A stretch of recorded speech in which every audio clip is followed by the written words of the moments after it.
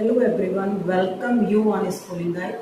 And in today's video, we are going to read the same chapter that we were reading our last video, map. अब map में हमने पढ़ा था कि political map क्या होते हैं, फिजिकल मैप क्या होते हैं, थीमेटिक मैप क्या होते हैं, ग्लोब हमारे लिए किस तरह से हेल्पफुल होता है और ग्लोब के अंदर क्या ड्रॉबैक होते हैं, वो सब हमने पढ़ा था। और एज अ रिमेम्बर मुझे लगता है कि शायद मैं आपको पॉलिटिकल मैप के बारे में बताना, उसकी डिटेल बताना भूल गई थी, तो मैं आपको अब बताती हूँ कि पॉलिटिकल मैप क्या होता है। फिजिकल मैंने आपको बताया था जिसमें फिजिकल फीचर शो करे जाते हैं, वो फिजिकल मैप होते हैं। और थीमेटिक मैप मैंने आपको बताया था, थीम बेस्ड मैप जो होते हैं they are called thematic map. अब बस बचता है आपका पॉलिटिकल मैप। तो पॉलिटिकल मैप क्या होता है, जिसमें किसी स्टेट की, सिटी की, कंट्री की बाउंड्रीज दिखाई जाती हैं। जब आप मार्केट जाते हैं तो मार्केट में आप शॉपकीपर से कहते हैं कि हमें मैप चाहिए, तो आप पॉलिटिकल मैप मांगते हैं, तो आपको वो एक ऐसा मैप देते हैं जिसे मैं आपको यहाँ से थोड़ा सा बना के दिखाती हूँ। कुछ इस तरह से रहता है ना इंडिया का, इससे मुझे जज मत करना प्लीज, क्योंकि यहाँ पे जगह भी नहीं है। और इस तरह की बाउंड्रीज बनी रहती है जिससे आपको पता चल जाता है कि गुजरात है, ये राजस्थान है, ये पंजाब है, हिमाचल है, यूपी है ना। तो आपको ये इस तरीके से पता चल जाता है, मध्य प्रदेश है, यूपी है। तो इस तरीके की बाउंड्रीज जैसी उसके अंदर बनी रहती हैं, ठीक है। तो जो ऐसा मैप होता है जिसके अंदर बाउंड्रीज बनी रहती हैं किसी कंट्री की, सिटी की, स्टेट की, और उनकी लोकेशन भी बताई जाती है, कम या ज्यादा वो अलग बात है, तो that kind of map are called political map. तो ये बात तो हो गई पॉलिटिकल मैप की। फिजिकल आपको पता है और थीमेटिक मैप भी आपको पता है। अब हम स्केल की बात करते हैं कि स्केल का क्या यूज होता है, स्केल को किस तरह से यूज करके जो ग्राउंड डिस्टेंस है उसको मैप के डिस्टेंस से रेशियो उसका निकाला जाता है, किस तरह से पता करा जाता है। तो चलिए देखते हैं। उससे भी पहले मैं आपको मैंने एक दो टर्म लेनी है। तो कार्टोग्राफर कौन होता है? कार्टोग्राफर वो पर्सन होता है हु मेक मैप्स, जो मैप बनाता है उसको कार्टोग्राफर कहते हैं, और मैप बनाने की आर्ट को कार्टोग्राफी कहा जाता है। तो जो मैप बनाता है उसको कार्टोग्राफर कहते हैं। एक चीज और, हर अलग मैप में जो स्केल दी हुई है वो सेम भी हो सकती है और अलग अलग भी हो सकती है। मैप की लंबाई और उसकी चौड़ाई के हिसाब से हर मैप की स्केल अलग अलग हो सकती है। मतलब उसमें 1 सेंटीमीटर का मतलब कहीं 100 भी हो सकता है, 1 सेंटीमीटर का मतलब 85 भी हो सकता है, और 1 सेंटीमीटर का मतलब वहां पे 200 किलोमीटर भी हो सकता है। तो एक मैप का अलग अलग स्केल होता है, लार्ज स्केल होते हैं, स्मॉल स्केल होते हैं। तो चलिए आगे देखते हैं। तो सबसे पहले A scale is used to measure the distance between two places on the map.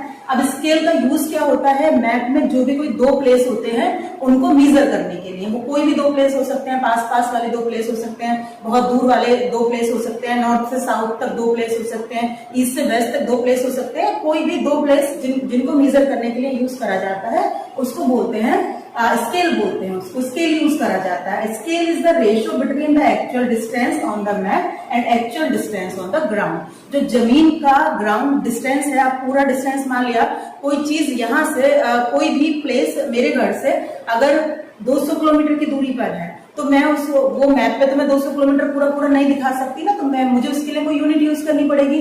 तो वो यूनिट है सेंटीमीटर, ठीक है। तो सेंटीमीटर को फिर चेंज कर दिया जाता है किलोमीटर में, तो वो होता है ग्राउंड डिस्टेंस। और जो सेंटीमीटर आपने मैप पे यूज करा है वो हो गया आपका मैप के ऊपर उसका डिस्टेंस। तो उनका रेशियो करा जाता है, ठीक है। तो ये दूसरी बात हो गई आपकी। Different type of maps are drawn using different scale. अलग अलग तरीके के मैप ड्रॉ करे जाते हैं अलग अलग तरीके का स्केल यूज करके। जैसे मैंने अभी आपको बताया कि हर जगह पे एक जैसा स्केल यूज नहीं होता है, तो वो अलग अलग हो सकता है। और दूसरी बात जो है, लार्ज स्केल मैप होते हैं, स्मॉल स्केल मैप होते हैं।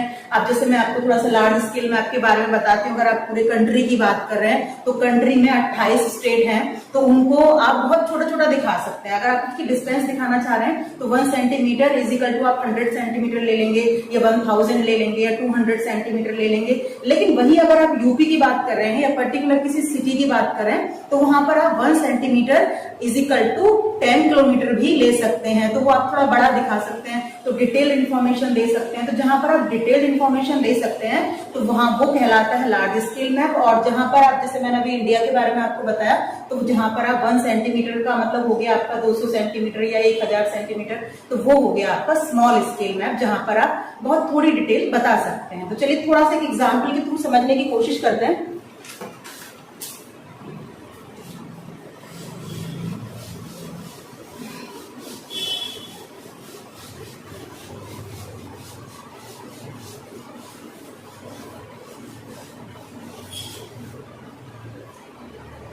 अगर मुझे मुंबई